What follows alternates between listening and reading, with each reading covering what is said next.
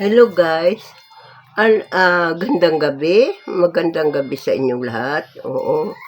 Ang masasabi ko lang po ngayon,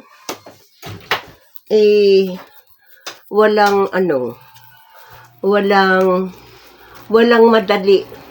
Walang madali dito sa mundo. Lahat ay pinaghihirapan natin. Katulad na lang nung mga nararating natin sa buhay, pinaghihirapan natin yun para marating natin ang ating mga pangarap. Katulad na lang yung mga ginagawa natin pag content. Hindi ba pinaghihirapan natin yun? Nakukurta nga ang utak natin sa kaiisip kung paano ang gagawin nating content At saka kung ano ang nakikita natin sa karsada, kung ano ang naobserbahan natin sa paligid, mga ganun. Yun ang ginagawa nating content. Oo. Ay, napakahirap isipin yun. At saka, akala lang siguro ng iba, sasabihin, wag ganyan kuya, wag ganyan. Ang natural lang na arte, ang gagawin, wag kang iyak-iyak. Mga ganun. Yung mga taong inggit sa ginagawa mong paghihirap sa buhay. Kung anong mga content ang siyempre, kung anong content ang maiisip natin, oo. At saka totoo naman, nakikita natin sa ating mga paligid, sa ating paligid, o sa mga nadadaanan, mga ganon. Di ba yun ang ginagawa nating content? Nakatulad na lang sa akin, yung pamagatay anak, ay nakita ko na may natutulog doon sa sa tabi ng karsada, natutulog. Mag-asawa pa yun, oo. Naitanong ko tuloy sa kanila, bakit po kayo nandito? Wala po ba kayong anak? Wala po ba kayong anak?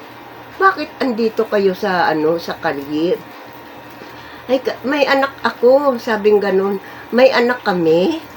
4 ang anak namin. Oo. Kaya lang, doon sa anak namin, ayaw kaming acceptin kasi ganito, kaysa bahay daw ng biyanan, hindi kami pwedeng tumira doon, bahay ng biyanan, ewan ko, doon naman sa ibang anak ko, kaya ito na lang nangyayari sa buhay namin. Totoo yan, hindi katang-isip lamang at oo, kaya nga sabi ko, ang hirap talaga gumawa ng content, lalo na yung makatotohanan. Totoo talaga, oo. Totoo talaga na yung mga magulang na abandon ng mga anak, oo. Di ba karamihan doon sa old age nga? Talaga, dinadala nila doon ng mga anak, yung mga nanay nila at tatay nila sa old age. Nakarating na rin ako doon. Kaya, alam mo, sa pagkukontent, hindi biro. Akala lang siguro ng iba, ganun-ganun lang. Ganun-ganun lang kasimple. Oo, sabi, wag ganyan kuya. Natural lang na nga arte ang gagawin mo. Hindi arte ang ginagawa. Katulad ko, nang mag-content ako ng anak, alam mo, umiiyak ako. Sabi ko, wag naman mga anak ninyong i-abandona. Kami nga mga magulang, pinalagaan din namin kayo nung maliliit pa kayo. Dinala namin sa sinapupunan hanggang sa pinanganak kayo. Di ba totoo yun? Ba masaba mang samahan ko ng luha yun? Sasabihin pa nung kapitbahay, wag ganyan kuya, hindi, natural lang, wag kayong iyak-iyak ganyan. Walang kabuhay-buhay naman kung hindi ka, yung kasama yung arte, diba? Tingnan mo, nag-viral, nag-trending, yung ginawa kong content na yon na ay anak, ayun, na-monetize ako ni TikTok. Ngayon, nung nandito na ako sa TikTok, nagla-live na ako, ang dami na namang comment, kaysa ganito. Ang daming baso. Oo. Masalimuot pala. No? Masalimuot talaga ang buhay, sa totoo lang. Alam mo okay na. Oo, akala ko okay na. Nag-uumpisa pa lang. Pero, nako, andito naman, mas grabe dito. Dami. Mas grabe dito ang tinatanggap ko sa sa pagla-live.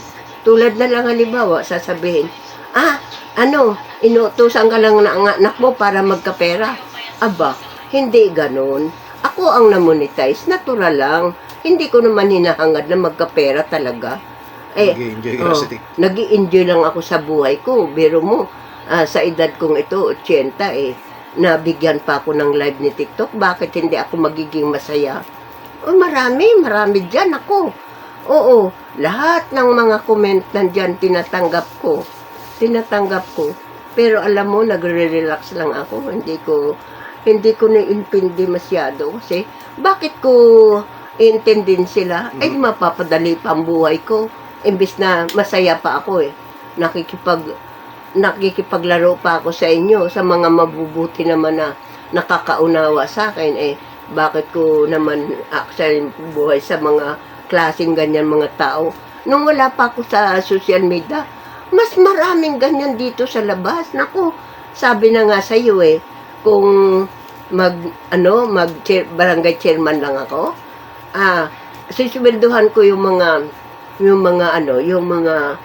mga chismosa kasi kawawa sila dahil ang hirap ng trabaho nila ng ginagawa ng pag-obserba sa lahat yata ng tao Oo, inoobserbahan nila tinitingnan kung ganyan. Wala silang magagawa sa buhay nila kundi yung pagtingin na lang sa buhay ng iba. Oo, ganun. Ganun nga po. Kaya sabihin lang natin, masilimuot ang buhay natin. Oo, lalo na sa social media. Nako, sa totoo lang, maskin dito sa labas, maskin dito, wala pa ako sa social media, ganyan na talaga dito sa ibabaw ng mundo. Oo.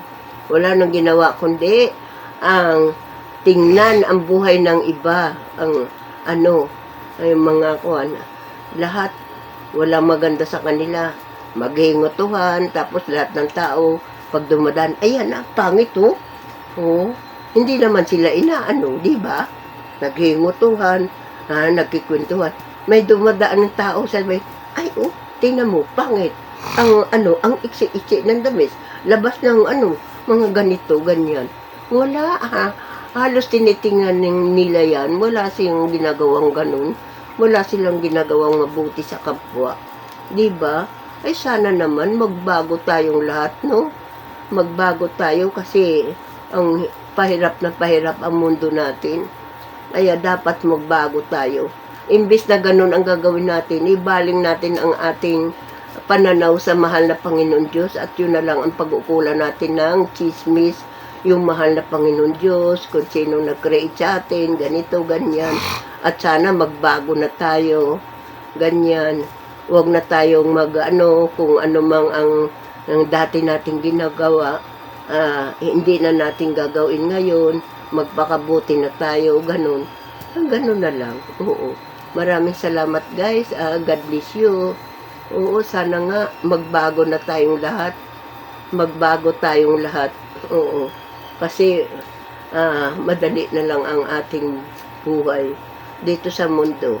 Huwag nating sabihin na tatagal tayo dito sa mundo, lalo na kung bata pa kayo hindi rin kayo tatagal sa mundo. Malay mo, bukas makalawa, mawala rin kayo sa mundo, ganun. Kaya, ang gagawin natin, maging masaya na lang tayo, at saka naging mabuti tayo sa kapwa, alalahanin natin na may Panginoon tayo. Dapat, pag-ukulan ng pansin. Maraming salamat po. God bless sa lahat. Subscribe mo na lang ako sa YouTube.